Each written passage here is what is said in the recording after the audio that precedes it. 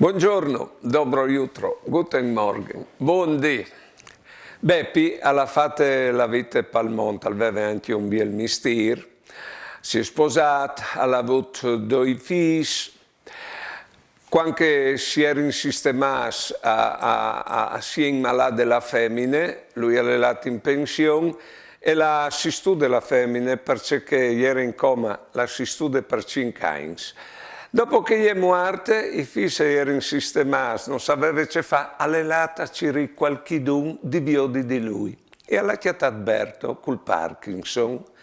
E lui va a casa di Berto a fare compagnia, a biodi salchioli smidisinis, oppure l'umeneatore. Mi contava che a 3D che erano in macchina, lui e Berto, e che gli ha detto lui a Berto, guai che non ti vessio, ce varessio di fasseno. E Berto gli ha detto, e io? Guai che non ti vessio? Poi bene, chialait, per mio conto che robe chi è grande, io non voglio accere i miracoli.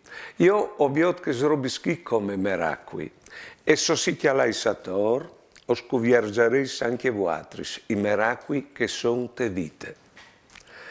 Buone giornate e buone vite.